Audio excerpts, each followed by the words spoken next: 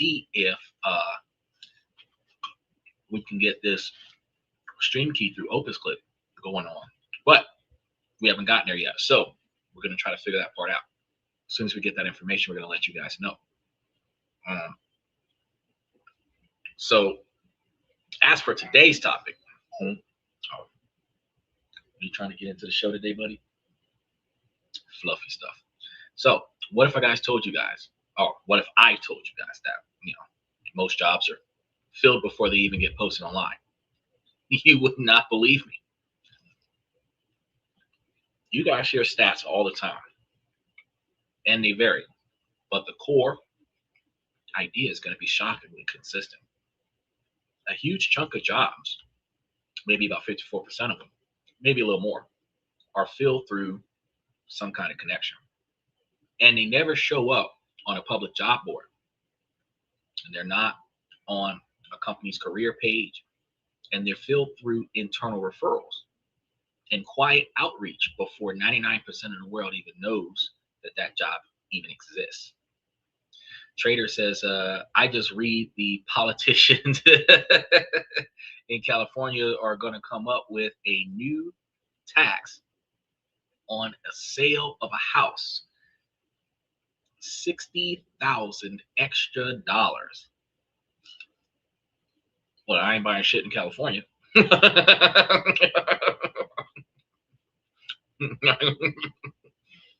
gonna put $60,000 extra dollars of taxes. Well, hold on.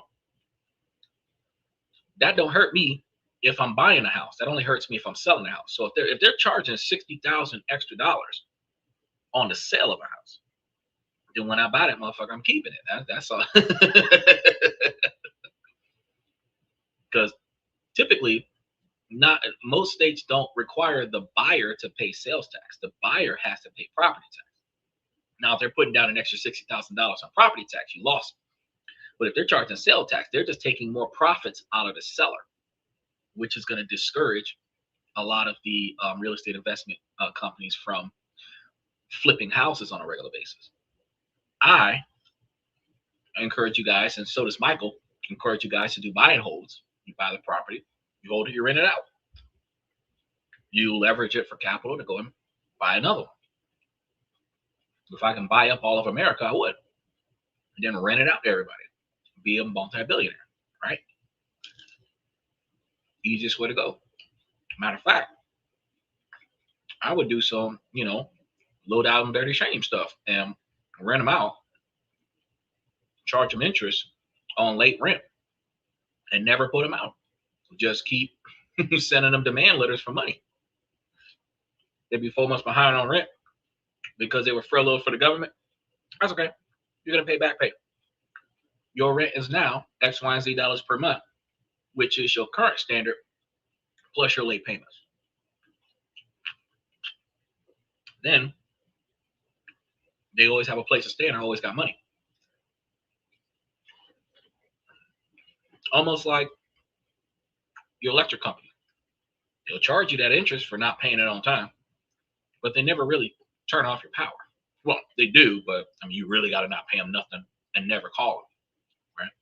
So, as long as I know you don't plan on boot scooting on out of there, man, you can be late a few times, make me some extra money, because I get the late fee and then the interest on last month's balance added to next month's rent. I'm okay with that. You're okay with that. As long as you sign a contract and there are no laws in your city or state that prevent you from doing that, I'd roll it. I'd roll over the debt. I'd roll over the debt like a damn credit card.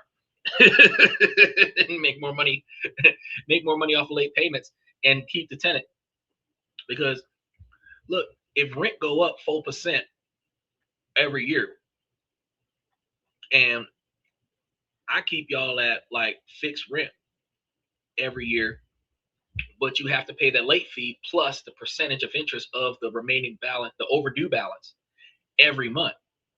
If your rent go up $200 a month because that's how much you owe from late fees and interest, then your rent go up $200 a month. But when you start paying in advance, your rent will go down. Either way, I'll make money because they're never going anywhere. Because the neighbor's house is higher than theirs. So I mean, it's like, damn, he charging us all this interest because we don't pay on time, but shit, we still paying less than the people next door. So got to be strategic about this stuff. That they pass a law to say that you're gonna lose more money to get rid of it than what you would to keep it. It's like opportunity cost, right? So as it pertains to a lot of these jobs that are being recruited from within, this is going to mean that professionals are locked in a brutal competition for the small slice of jobs that are publicly advertised. It's going to be a digital thunderdome where hundreds, sometimes thousands of people are firing resumes into a black hole, just praying that an algorithm or an overworked HR manager will give them a 6-second glance. Yeah, a lot of people used to be like this. And I can tell you, I remember one time when I was sitting on a laptop, screen glowing in the middle of the night, tweaking my resume for the 100th time, had an alert for every job on the board, and wrote customer service letters and really customized the stuff to try to tweak this stuff, and did everything right. And the results, crickets. And everybody's experienced that at one time. Automated rejections, or worse, getting ghosted after an interview or two. When they decide they're not going to hire you, they don't tell you that. You just got to keep calling back, checking up on a job every few days, every couple of weeks, until they finally tell you stop calling them. A lot of people are going to feel like that's like shouting into a void. And you're also going to feel like you're playing a game that was rigged against you. And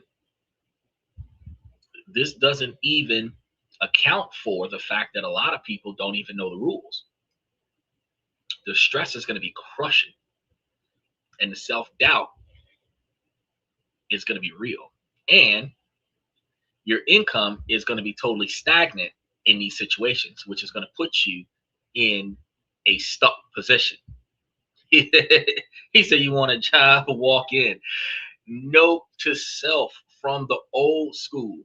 Whenever you want a job, you go straight on in the front door, navigate yourself to HR, and then talk to that person. It's going to be a little bit better than shooting an email in the dark. Now, after a while, you guys might discover the hidden job market. Not some secret club for the rich and famous, but as fundamental a way that opportunities actually flow in the real world. So in tonight's show, I'm going to pull back yet another curtain on this system. I'm going to show you step by step how to stop fighting for scraps and start building a real network that doesn't just finish the job, but actually boost your income and opens doors that you never would have seen. And this isn't about collecting LinkedIn connections like Pokemon cards. It's going to be about building powerful strategic systems that work for you, creating a level of career stability and financial growth that you just can't get from online applications. Now, if you follow these steps, you will change your entire path of your career and your financial future. Now, one thing I've noticed, he said, smart people don't wait for jobs, they make it happen. Yeah, that's true. That's true.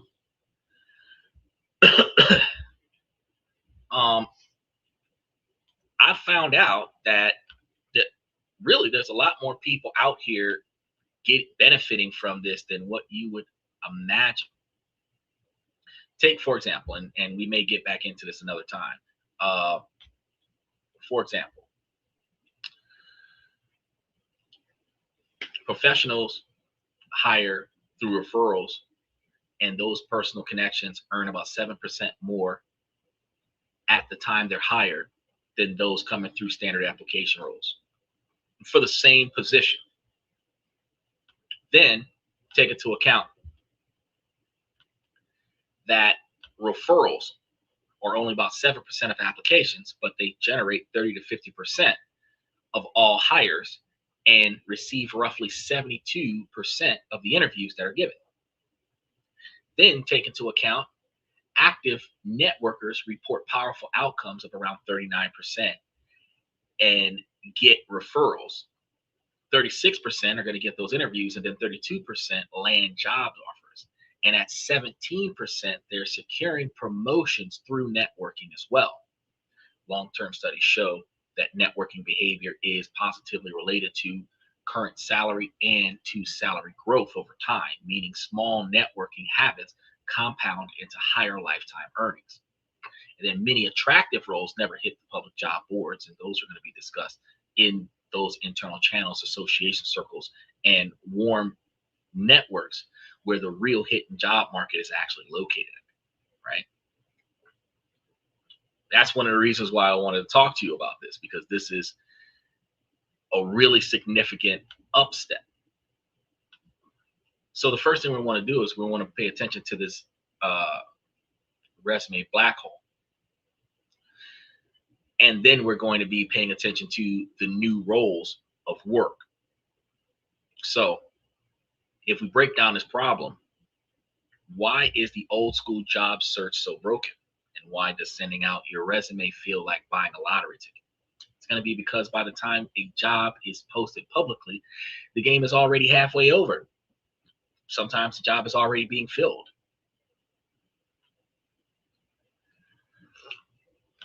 He's got to become buddy with the boss. But you got to find the boss first. If you're trying to change jobs, you want to go to the company that you want to work for and become buddy with that boss. Find out through hanging out and little minute hidden clues if that boss has a job opening. Then if that boss does have a job opening, then you want to start negotiating terms. If that boss does provide you with some pretty good negotiating terms, or if you show that boss that you have valuable skill sets that the boss could benefit from, then you start looking at putting in your 2 weeks on your current job. However, if you were just trying to test the job market just to see what's out there, you could do a little bit of research, talk to a couple of people, see if they would be interested in providing you with a certain quantity of income from certain places, get confirmation from certain employment places that have income charts where they're like, oh yeah, well, we'll pay our people, blah, blah, blah. And then you go to your employer and say, hey, I know 5 companies that I can go to right now, do what I do with you, and potentially get X number of dollars. So I'm asking you for a raise or a promotion with a raise where I can make X number of dollars with you instead. Sometimes the best pay raise is getting fired. That is, whoa, so deep.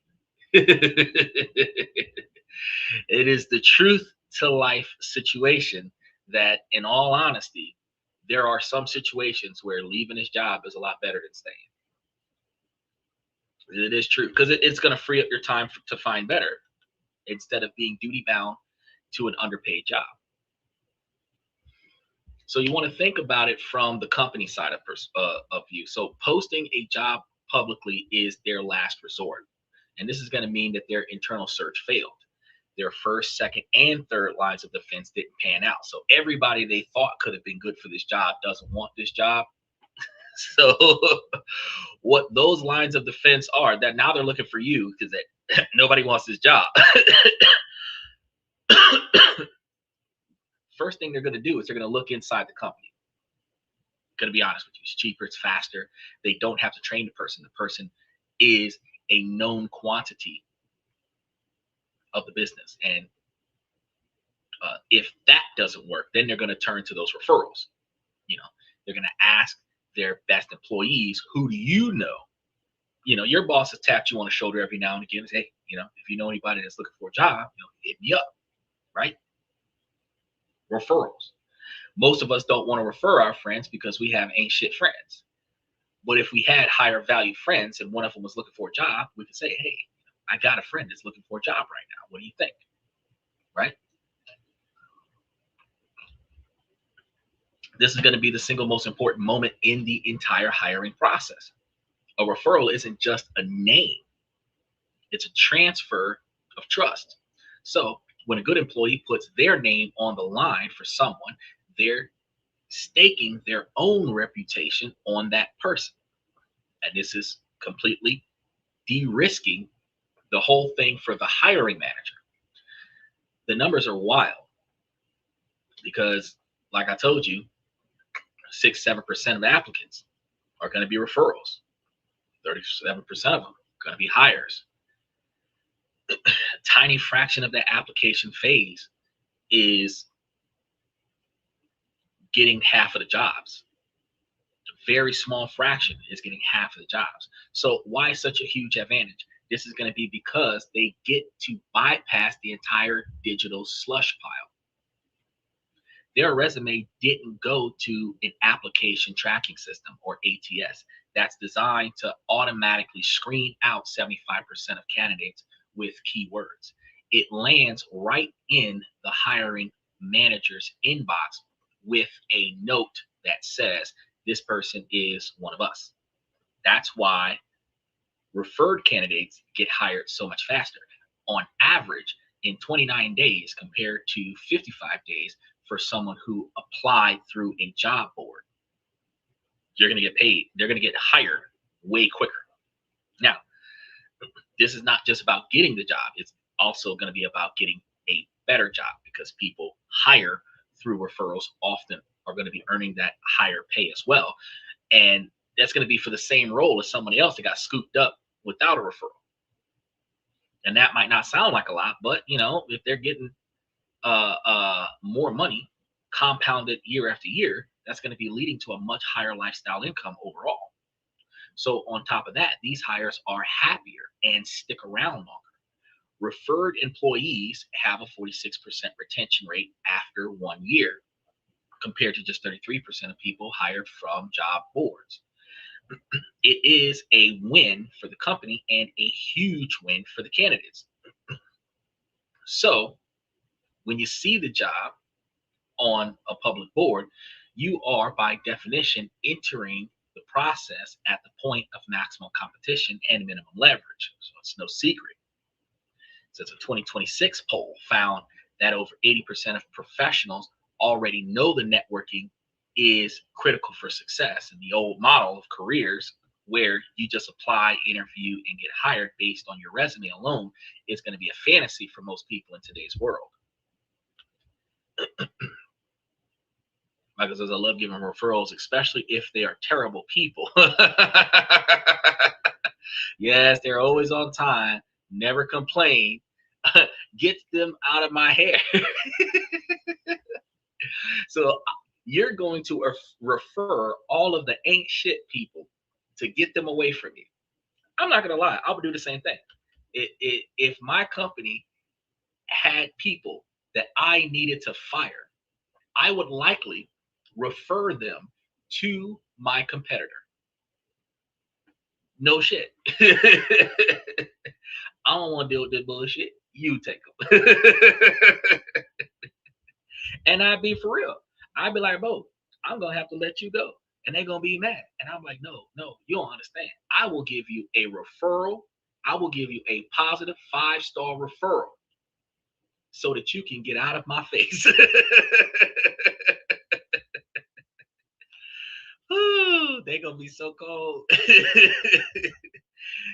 But check this out, though. The new rules are going to be clear now. Your career speed and your income are not determined by how well you write a resume, but by the strength of your network. This is one of the reasons why people go to college. We go to college to network. We don't go to college to learn stuff. The game isn't about being the best applicant. It's about being the most trusted solution to a problem before it ever becomes a public job posting. So the rest of tonight's show is going to be about teaching you how to become the solution. He was one of my best employees. That's why I'm letting him go.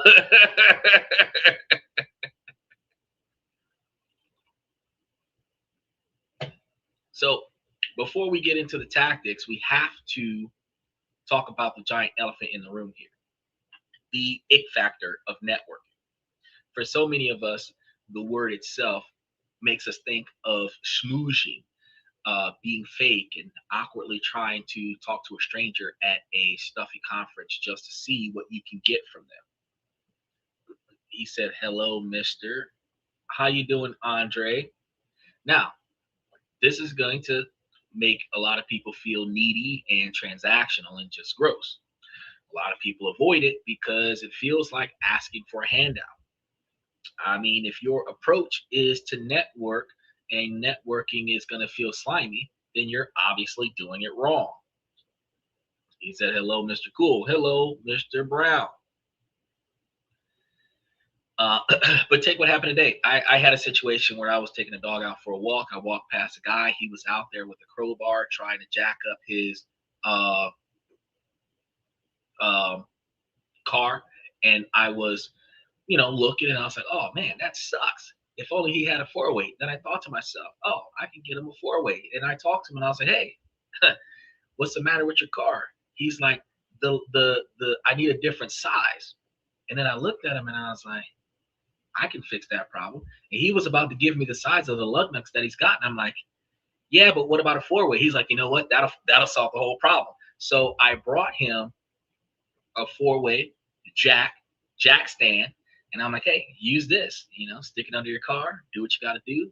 Bring it back. He's like, yeah, but I'm going down to the university, and it's gonna take like an hour. And I'm like, yeah, so 30, 45 minutes, gone, hour back. I tell you what, my car's around the corner. Bring it to the house when you're done. We did not exchange phone numbers. I left it with him.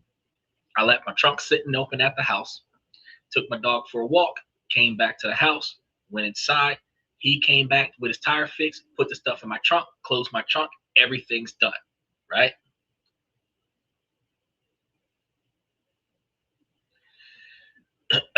So as soon as I gave you an opportunity to come in and be appropriate, my guy comes in with like, and Michael, you were supposed to hit the button. You're reading these comments, and you're like, man, this man is being ridiculous, and you didn't do nothing. So back to it. The single biggest mindset shift that you have to make when you're networking with individuals is going to be from being a taker to being a giver. Okay. And the reason why I used my example earlier today is because if I was interested in this person and I wanted to benefit from this person, me seeing that he needed help with his tire and me offering assistance with his tire allowed me to be able to network with him. If I would have been waiting on him to return a jack, we probably could have exchanged numbers and we could have taken it further than that. I determined that he didn't have value in what I was trying to accomplish in my life at this moment. So I did not try to lock in future contacts. I simply just aided him with his vehicle. But that networking scenario could potentially in the future put me in a situation where he recognizes me while I'm trying to accomplish something, and then he will vouch for me by arbitrarily admitting the fact that I came out of nowhere and helped him out when he needed help. So if I'm presenting myself as a useful person, he would then be able to verify and co-sign on that you can count on me even when you didn't know I was there. So you guys have to stop thinking, what can this person do for me? Which is what I was looking at him. It's like, he can't do anything for me at this moment because I don't really want to accomplish anything right now. But if you were trying to network, you want to start uh, obsessively thinking, what can I do for the other person? How can I be helpful for the other person? How can I provide value with zero immediate expectations of getting something back from the other person? And I'm going to say this on the side note, ladies, if you had this mentality towards men, you would find better relationships. But as far as networking, you will find yourself with a different approach in your communication. Instead of being perceived as needy, you would be being perceived as helpful. And it's just not about being a very nice person. It's the smartest strategic move that you can make. Because when you approach people with a genuine curiosity and generosity, the entire dynamic is going to change. You're no longer a job seeker asking for a favor. You're a peer, a contributor, a valuable resource. People are naturally drawn to these types of individuals who are helpful and generous with their time and their insight, especially individuals that are generous with their tools to help you change your tire. So think about it. Who would you rather help? The person who sends you a cold LinkedIn message saying, "Hi, I see you work at company X, you know, literally, can you get me a job there?" Or would you prefer the person who says, "Hi, I've been following your work on the Project Y model, and I was really impressed with how you did the Z model approach, and recently read the article about the new technology you're putting into that Cybertruck, and it's going to seem highly relevant to your work. And I thought that you might find it interesting. Here's a link to what I was looking into. Keep up the great work." You know what I'm saying? You just passed along some information that might help them out. The second person isn't asking for anything. They're not selling anything. They are giving. They're showing they're engaged in you and that they want to be helpful to you. And that person is going to be more memorable. The guy that I helped with the tire situation is going to remember me more than a person that I called and asked for help from. And that person is going to be building a great reputation when you're always being perceived as helpful in your society. If you do this with your neighbors, all of your neighbors are going to love you and all of your neighbors are going to value you, because whenever they see you, they know that you're helping somebody. They know that if you're not helping them, that you're helping somebody else. When a job does open up on the other person's team, who do you think they're going to remember? The one who asked for a job or the one who provided value? Think about that for a minute. Michael says, learn to think outside of the box. Many people can see the door. We'll check it, find that it is locked, and go home. Many ways to open the door or go around. You're right. Locks keep honest people honest, but when locks to opportunities are put in place, that's not to keep you out. That's just to only let the right people in. So, I mean, if you see the lock and you can't get through, or you see the lock and don't put any effort in trying to get through, I mean, you're shorting yourself. A lot of people wait for the door to be open for them. And I'm going to be honest with you, if you wait for an opportunity to present itself, you will miss every opportunity in your area. Finding an opportunity is like trying to find a rabbit in a forest. They're out there, but your ass got to catch it. It is what it is. This mindset is going to be applied to every single interaction that you have. The goal is not to collect contacts. Notice I didn't exchange numbers with this individual. It is to build real relationships built on mutual respect and shared values. And this means that you listen more than you talk. You're not bragging about yourself. You're asking, what can I do to help? Or you're listening to what they're got going on so that if they have a pain point that needs assistance, you can offer some assistance. You ask good questions. You find small ways to help others succeed. And maybe it's introducing two people who should know each other. Maybe it's sharing a helpful resource. Maybe it's offering a specific skill that you already have. This is the long game. Building a killer network isn't a one.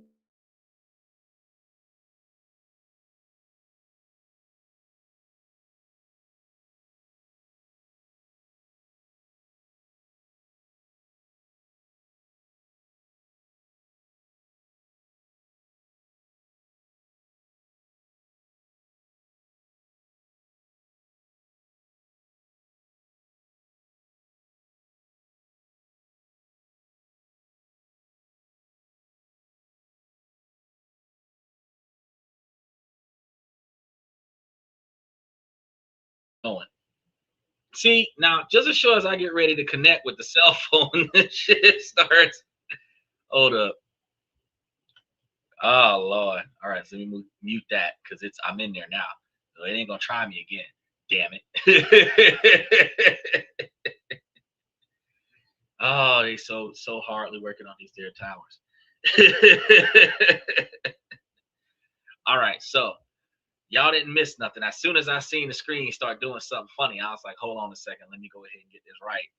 Have my backup plan set up. I should have started the back. This is one of the reasons why I started 45 minutes late today. They working on the system. I'm gonna have to, I don't know. We're gonna figure something out. We're gonna figure something out. Now, check this out. I was saying before it messed up is that building killer networks isn't going to be a 1 week sprint to finding a job. It's going to be a career long practice of cultivating relationships. Okay. The research is going to back this up. Studies have found people over their careers show that this kind of activity of networking doesn't just help you find a job, it also boosts your current salary and your salary growth over time and your overall career satisfaction because you'll find yourself navigating your way into promotions. Because if you become friends with the boss when the boss has an opening, and you're not looking for your boss, you're trying to get friends with your boss's boss. That way, if a position opens at your boss's level, you can get promoted. If you are your boss's friend and your boss's buddy, then when your boss's boss is looking for an employee, you got it. But if your friend is looking for an employee, you also got it. However, here goes the kicker. If your boss's boss is looking for a referable person, if your boss is a buddy of yours, they'll refer you to your boss's boss, and then you get promoted to your boss's level. That's what we call a boss move. It is an investment that pays compound interest. Just being real with you. So, as we go through the tactics in tonight's show, filtering every action through this lens. How am I providing value first? If you can master this one shift, then you won't get rid of the it factor. You'll become a magnet for the kinds of opportunities that are totally invisible to everyone else. So let's get into the good stuff. Now that we have the right mindset, let's talk about the specific unorthodox strategies that will actually move the needle. And this is not your generic update your LinkedIn profile advice. These are going to be powerful moves that separate the top 1% from everyone else. First thing you want to do is build referral nodes, not random contacts. Many people have a spray and pay approach to networking. Add hundreds of random people on LinkedIn. This is a waste of time because the goal isn't quantity in that situation. It is going to be leverage.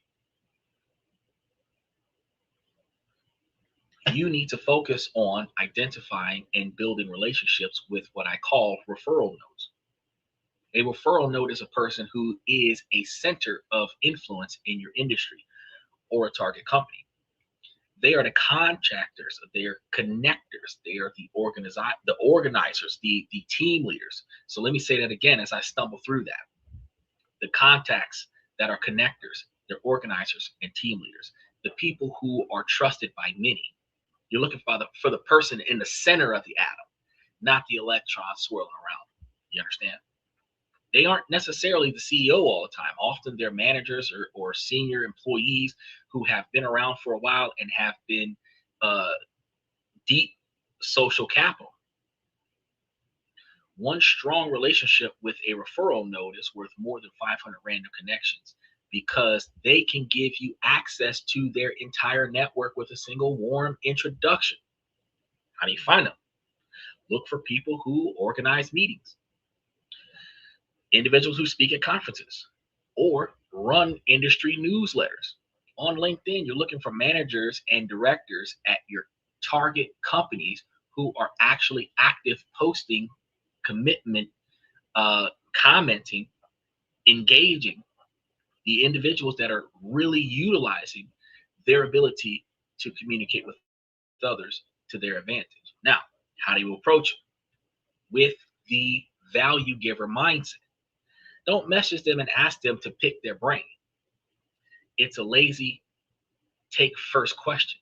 Instead, find a way to help them. For example, if they run meetups, I see you organize the whatever your city is topic meetup, then tell them, I'm ready. I'm really passionate about this and I would love to help out.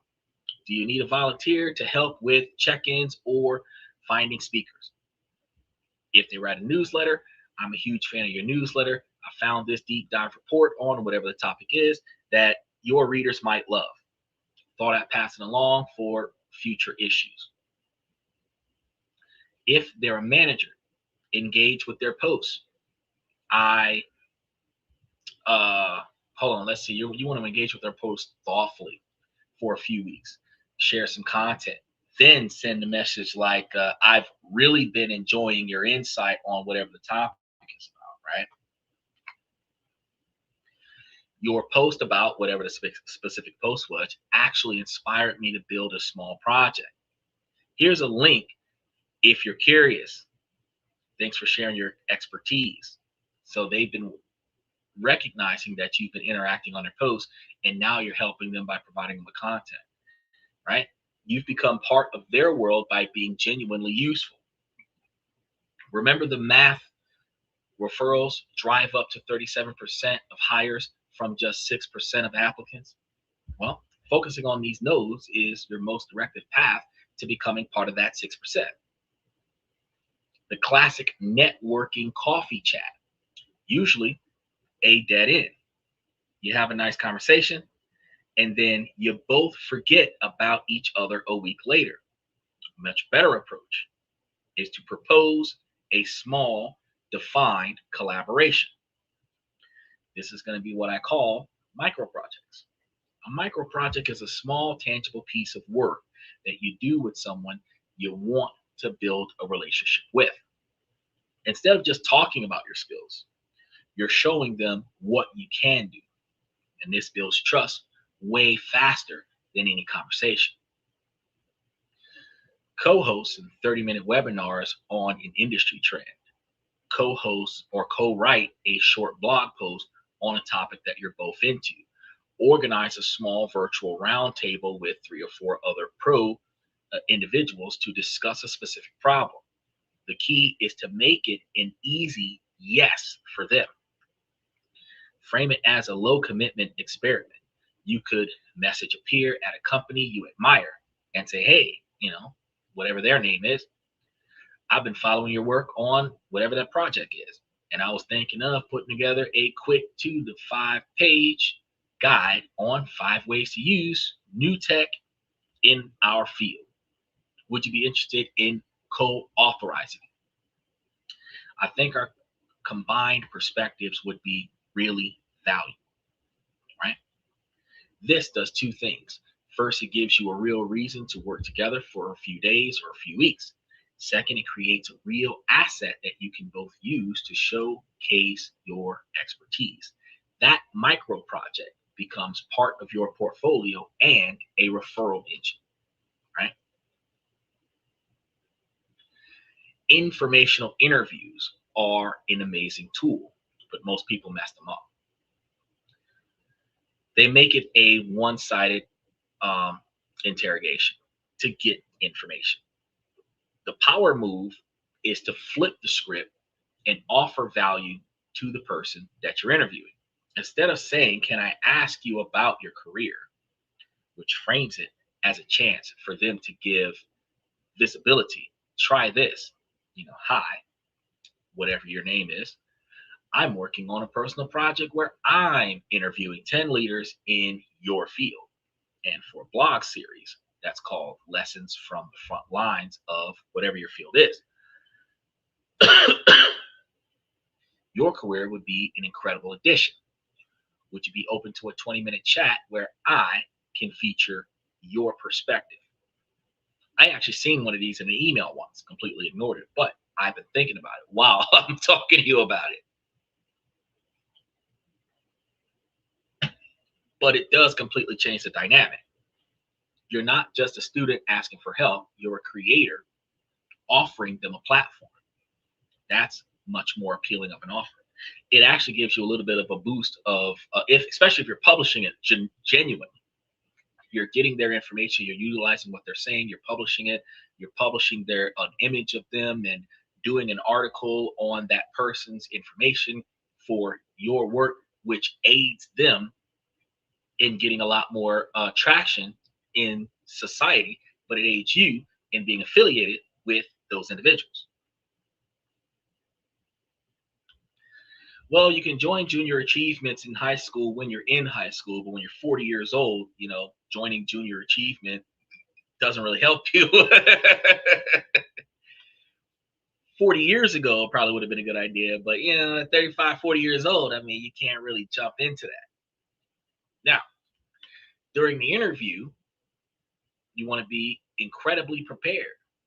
Bring a pen, napkin, bring stuff that you're actually going to end up having to use while you're out there. Research the person before you meet them. Ask smart questions that shows that you've done your homework. And here's the most critical part. At the end of every single interview, you must ask this magic question. Based on our conversation, who are 2 or 3 other people that you think I should talk to? Which gives you a warm call to someone else. This question is going to be the key that unlocks the hidden job market. Because when they give you a name, you're going to follow up with it. And that's going to be a fantastic suggestion. Would you be comfortable with making a brief email introduction? 9 times out of 10, they're going to say yes. Now you're no longer a cold email. You are a warm referral arriving with the social proof of a trusted colleague. You can chain these introductions together, mapping out entire organizations without ever feeling like you're asking for a job. Is it 40 years old? Thought this was for beginners. No, this is for everyone. Is it 40-year-old living at home? No, this is for everyone. So today's topic is supposed to be how you can build a network, if you didn't already do it, that will allow you to have a better way to get your foot in the door for better opportunities. So these are some different and unorthodox ways to utilize and build a network, because I've told you guys how to use alumni in college in order to get into the jobs. Now I'm telling you how to position yourself in a way where you can communicate with individuals that will refer you to other individuals that will allow you to have a better network. And you want to maintain these relationships by communicating with these people at least once a month, once or twice a month, so that they remember who you are, right? This isn't about while we are talking about a lot of changes from the beginning aspects of things, because this is going to be the first time you're going to change your mindset from being one way to being somewhere else. Not everybody is starting the first time at 12 years old. A lot of times people are just now starting to get their shit together at 35 and 40 years old. And today's advice is more to the magnitude of helping individuals with getting their shit together now at middle age. It's not always mind over matter. It's more to the magnitude of performance, and specifically where you perform. Because while you can have a strong mindset over the matter of effort, you still could have a weak performance and not accomplish anything. So I'm over here fine tuning where you perform and how you perform. And then if you have the mindset to perform, nothing else matters. The biggest opportunity often lies at the intersection of different fields. So most people network in their own field, silos, and marketers talk to marketers. Engineers are going to talk to engineers. A true powerful network builds bridges between disconnected worlds.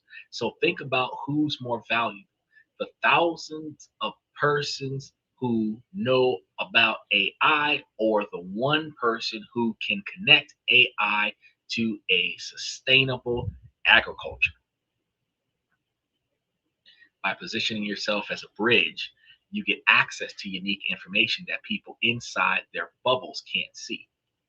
When I provide you guys with the information on the show, I'm connecting the dots from multiple different locations and bringing them all into one spot so that you can see where change can occur. He says if you don't get your shit together at 40, he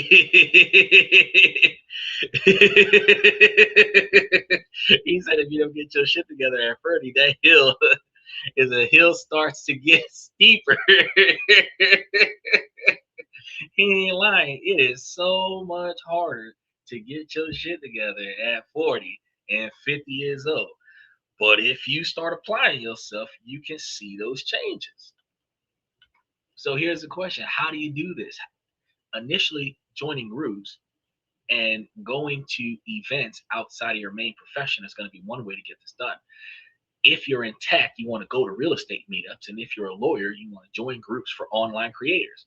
Your goal is to learn the language and challenges of another world and then translate them to your own world. When lawyers go to parties, especially if you're an injury lawyer, you want to go somewhere where people get hurt. That's how you network. You're not doing it to get a job. You're not out there to chase ambulances. You're out there to find how do people get hurt. If you're trying to find if you're say a broker for real estate, you got to know people who want to sell their property. You got to know people who want to buy. But you also got to know people who want to fix their house, even if they're not willing to sell it, because you also want to know contractors who could use some work. You find a fix and flipper who's willing to both buy and sell, who could also use a contractor and is really requiring to fix some stuff. Guess what you just did? You built a network. While it is exclusively in real estate, this is one way to build a network. Your goal is going to be to learn the languages and challenges of other individuals. So you become the hub that can connect people across the different domains. And this is going to create incredible reliance and resilience for your career.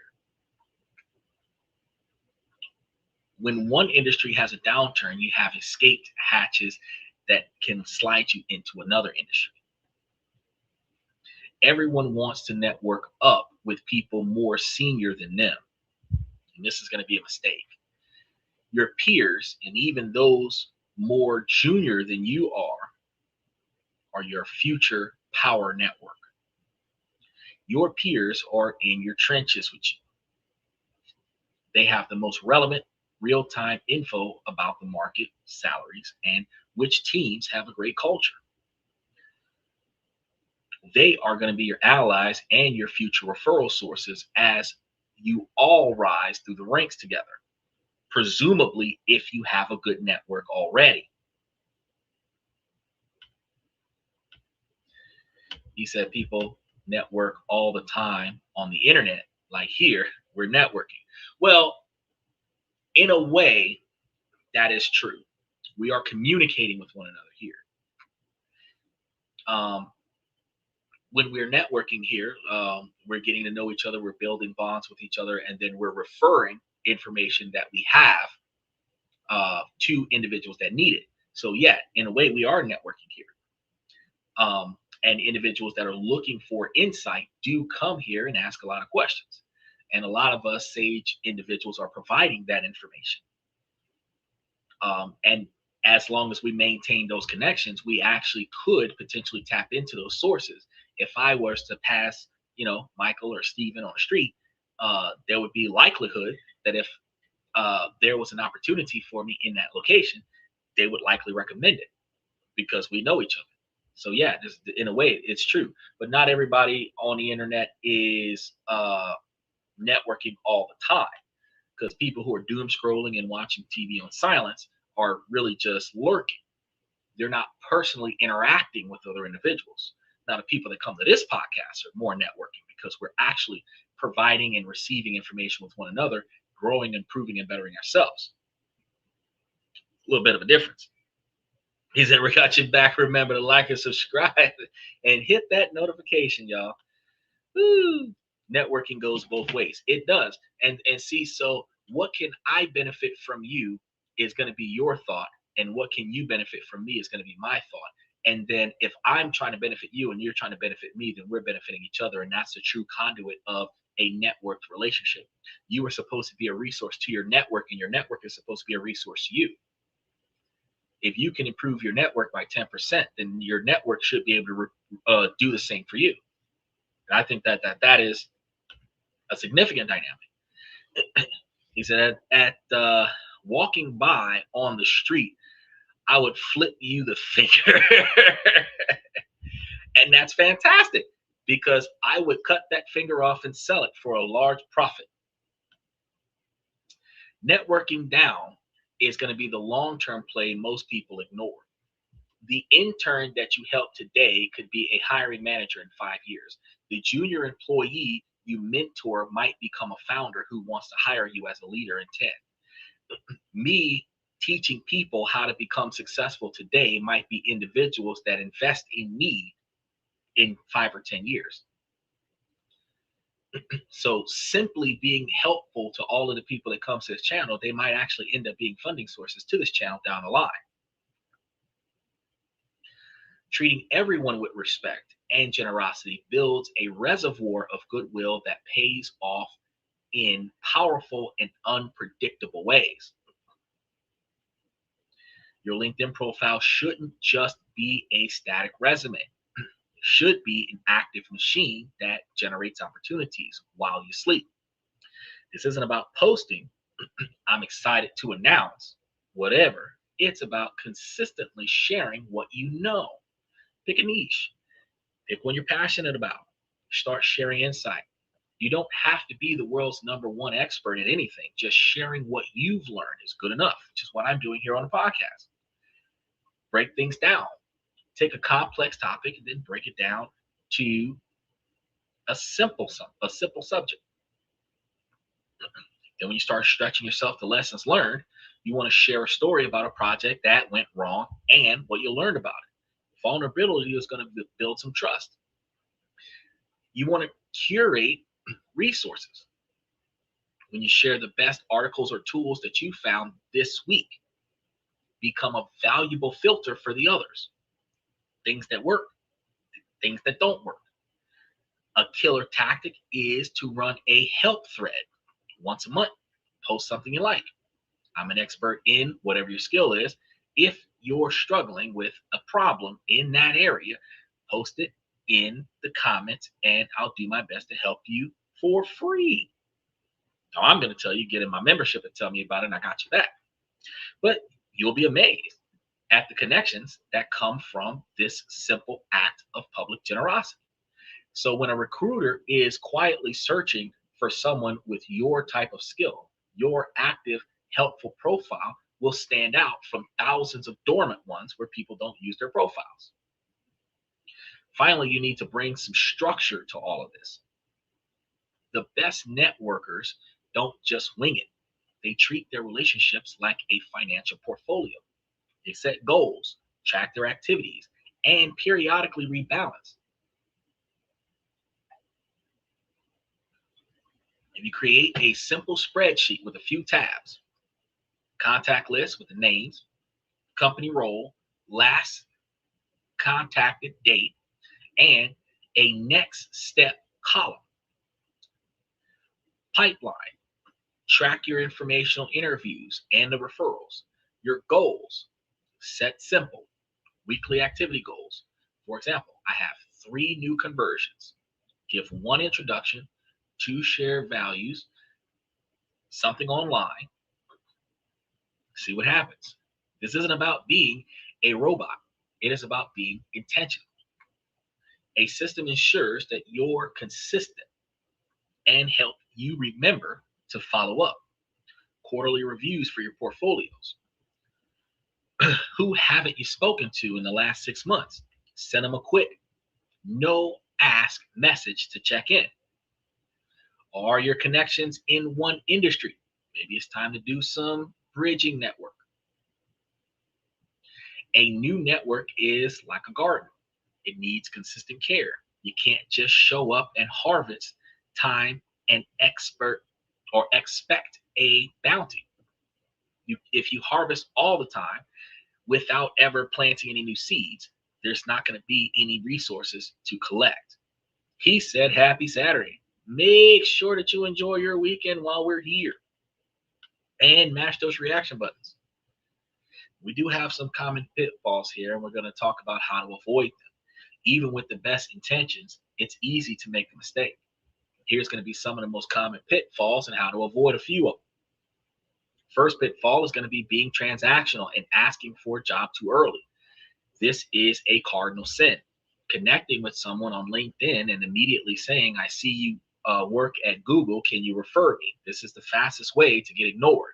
You have to make deposits of value before you can ever think about making a withdrawal. One of the other things that I think about with this is that if you're building a network and you have a professional network,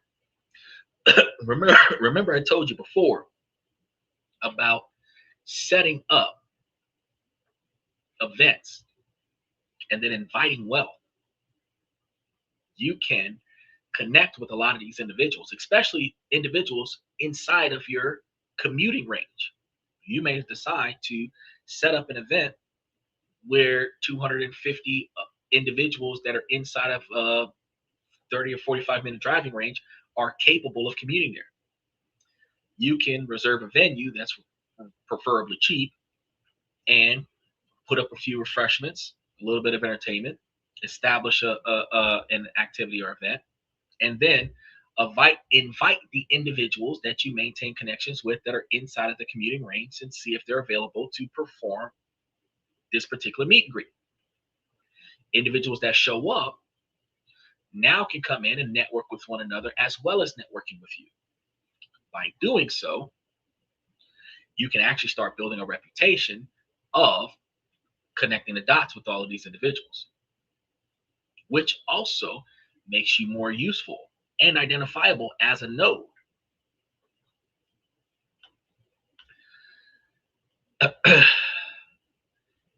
Becoming the antidote.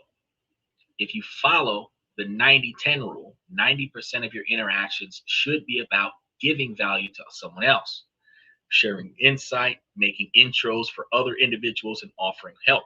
Only 10% of the time, when the relationship is warm or closer to hot, should you make an ask for yourself.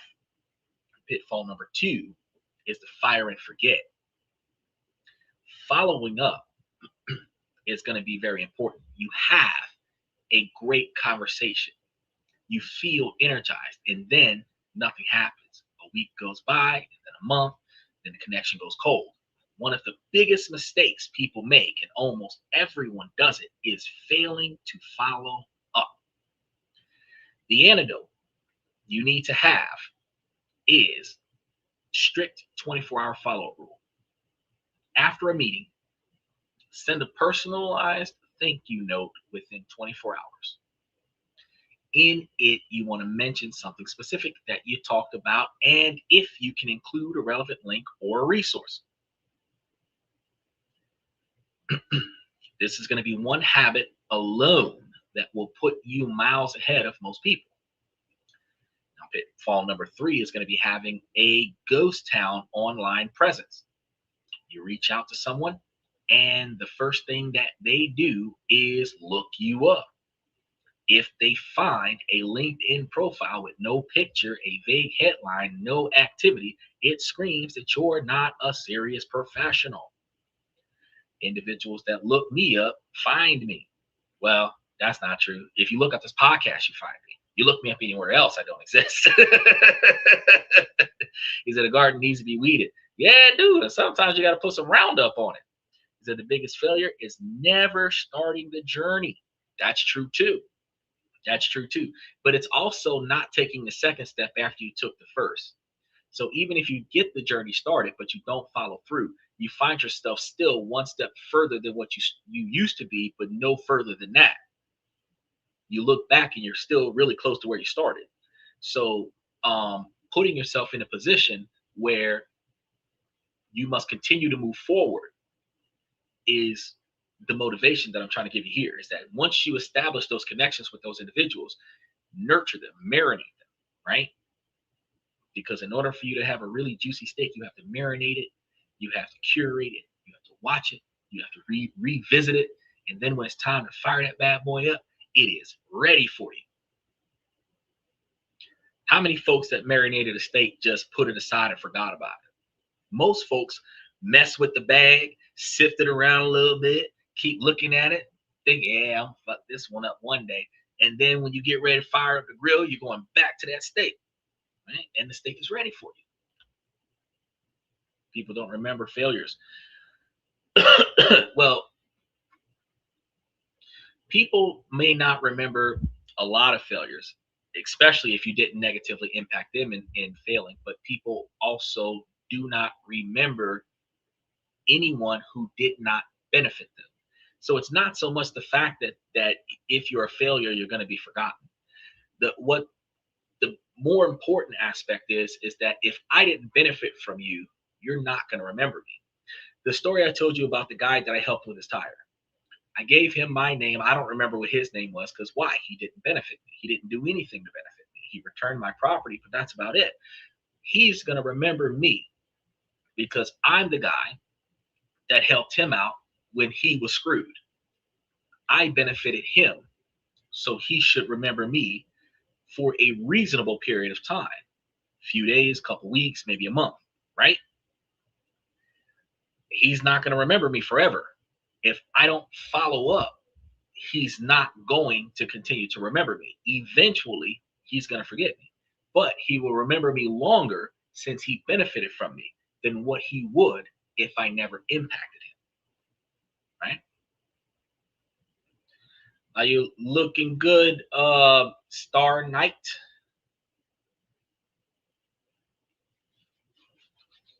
So not having a good profile, this is going to create a credibility gap before you even talk to somebody. And in the digital world, you must make sure that your online presence is your digital handshake. It needs to be professional. Have a clear headshot. Write a headline that says who you are and what you do. Software engineer building scalable fintech platforms, right, is better than software engineer. Way better. Share an article every once in a while to show you're engaged in your field.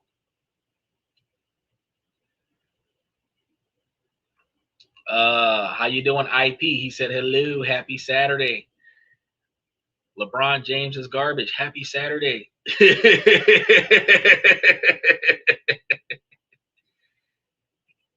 He gonna put every time I see LeBron James, I'm gonna think Kobe Bryant, Stephen Curry, all the people that are better than him. Shaquille O'Neal, Michael Jordan, Kareem Abdul-Jabbar. I mean, just kind of gonna say that LeBron James is garbage. He's not just garbage; he's flaming garbage that is overrated. Just want to throw that out there. He's the oldest trash in the bin.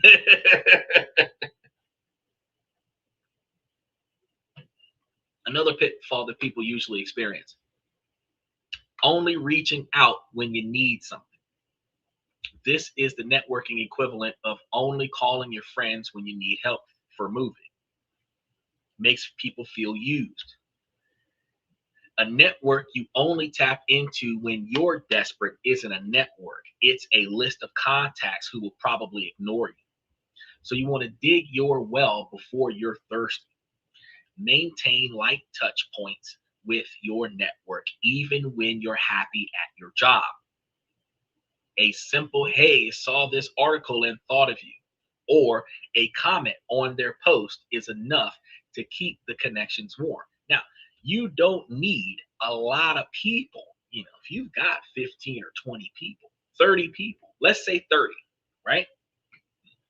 28, that's a good number. If you had 28, you would likely contact one person, one different person every day, once a month. Not that hard. So think about this, being a social butterfly with no substance. With some people are great at talking and they can go to an event and chat with 20 people, but nothing comes of it. They focus on the performance of networking, not the substance of the connections. And that's what we're talking about here is the substance of the connection. A lot of people don't listen and they don't try to understand the other person's goals. So you want to focus on depth over breadth. Your goal at an event isn't to meet everyone. It is to have 2 or 3 meaningful conversations, ask good questions, listen, find one way that you can help each person that you connect with. One genuine connection is worth 100 flimsy business cards, no matter how awesome the digital world is making business cards these days. So that's going to be your playbook. It's not a lot of stuff to do. I mean, we've covered the old ways that is broken, the mindset shift from taking to giving, and 7 concrete strategies to build a network that unlocks the hidden job market and drives your income up. The core message is to have a choice. You can keep being a passive player in your career, fighting for scraps and letting the algorithm decide your fate for you, or you can become the architect of your own future and you can build relationships, provide value, and position yourself for the huge number of opportunities that are happening behind the scenes. Listening is king. Keep your conversation simple and pleasant. True to life, your discussion should be more about you finding out what you can find out from other people. You need to be more of a detective. You're not trying to interrogate the other person, but you want to compliment and inquire. That's what you want to do with your conversations. Because again, your conversations is not about talking about yourself to other people. While yes, you can, when they ask, you can provide insight and information about you. You want to start off with who you are and how they can reach you again. That way they can eventually get in contact with you. Or at least if you don't start off with that, you want to leave with that at the very least. So before you guys part ways, you have to make sure that they can reach out to you again and they at least have an idea of who you are. Before that, you must dig deeper into what you can do for them and how you can benefit them. If you get their contact information and then the next time you reach out to them, you're providing them with a solution to their problem, they're going to be compelled to reach out to you to thank you for helping them with their problem. So you find 3 or 4 people in any one event and you find 3 people that you can aid. Then you aid them. If you have, like I said before, 20 people in your network, that is your inner circle of individuals that you will tap into whenever, whatever, you want to make sure that those 20 people you can try to do something for. You're not trying to overwork yourself. You're not trying to overwhelm your plate. But if you had 20 people that you could do something for, that's 1 person per day, 20 days out of the month, with a week off of not talking to people. You can whittle that down to 10 or 15, where every other day. However you decide to do it and however big your circle is going to be, you want to make sure that you're not overworking yourself, but you want to make sure that you keep connections to these individuals. You don't have to help them every month, but you should connect with them every month, right? We know all about ourselves, but we don't know the other person. That is so true. So you have to listen. Then Michael got some wise words, y'all. This is sage advice from 72 plus. And this is not going to be an overnight fix for you. It is a fundamental change in how you approach your professional life. But it's a change that is compounding. The work that you do today, the helpful insight you share, the introductions that you make for someone else, is an investment that will pay you back for years to come with higher salaries, better opportunities, and a career that you actually control. The power to do this is entirely in your hands. You don't need permission to start. Your journey begins with a single action. So Here's my challenge to you. Your first steps right now, that's where you're going to start today, tonight, as soon as you wake up, not Sunday afternoon or next week, Saturday. You want to get into it right now. I want you guys to pick just one strategy that we talked about. Maybe it's identifying one referral node and finding a way to provide value. Maybe it's drafting a request for one informational interview with a value twist. Just one. And just start going into it. He said, can someone change God's depends? No. No. Because it is not it doesn't benefit God for you to change his depends. If he's that old, then he needs to wear it. At the end of the day, your ability to benefit the individuals on your level and below your level is going to aid you as long as you're curating the field with people that have potential to be greatness. You want to plant the seed in the startups so that when the startups become the greats, you know the greats. Rookie athletes with talent, you want to know them before they become famous, and then you want to maintain connections with them so that when they are famous, they don't forget you. You want to communicate with the people who have ambition that are in the intern phase so that when they become the CEOs, they're connecting with you. You want to be involved with the individuals that are in the intro level position so that when they become the CEOs of tomorrow, that tomorrow you have a large connection. That's right, rookie cards. You want to have their rookie card when it is brand new so that when they become a legend, that rookie card is way more valuable.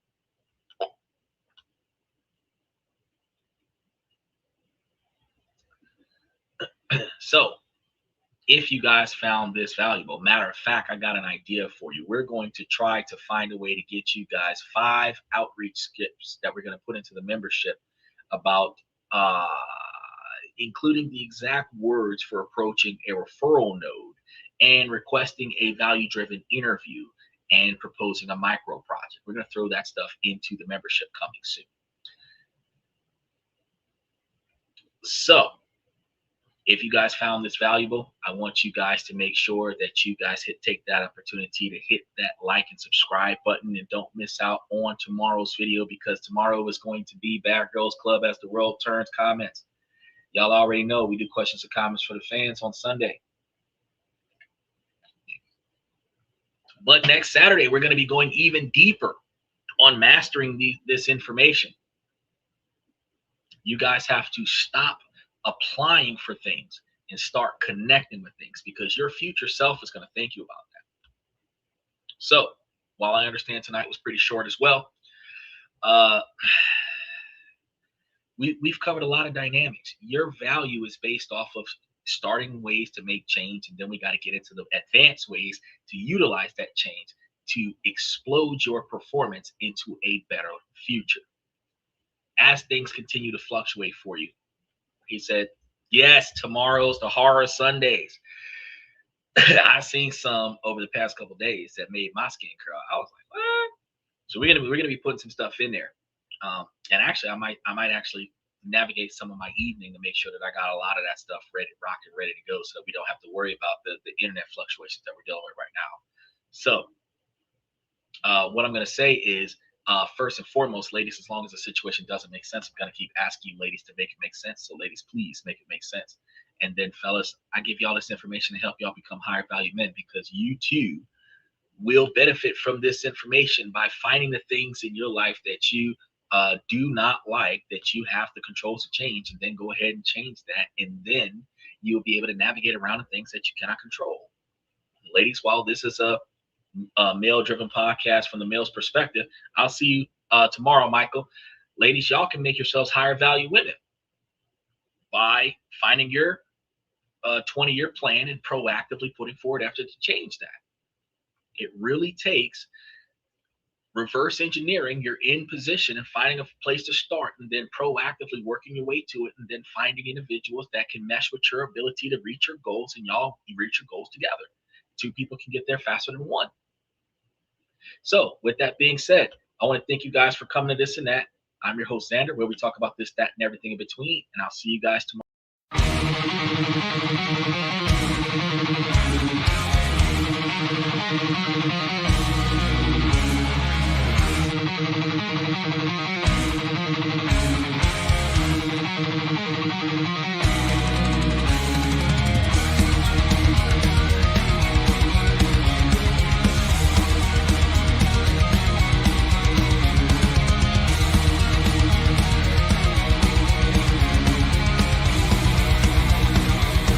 Higher ground.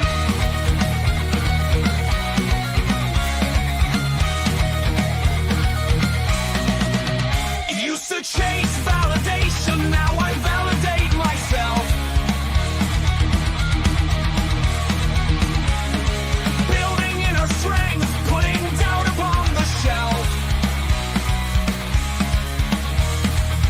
No more unnecessary drama, no more wasted time. Climbing higher, constantly making my own climb. Standing on higher ground where excellence is found. My potential knows no bounds, raising the bar, breaking ground.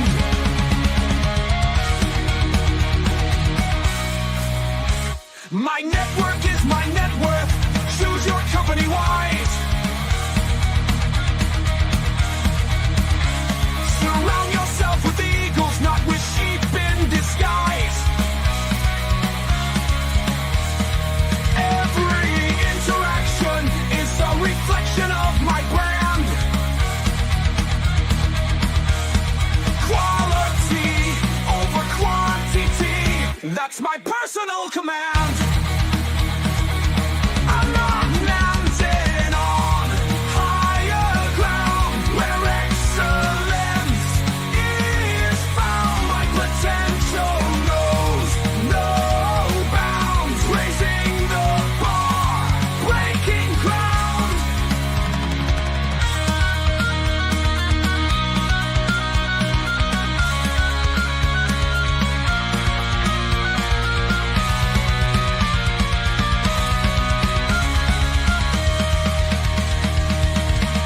I'm not just living, I'm manifesting my vision, cutting through limitations with surgical precision. My expectations are my compass, my respect is my shield to mediocrity and chaos. I will never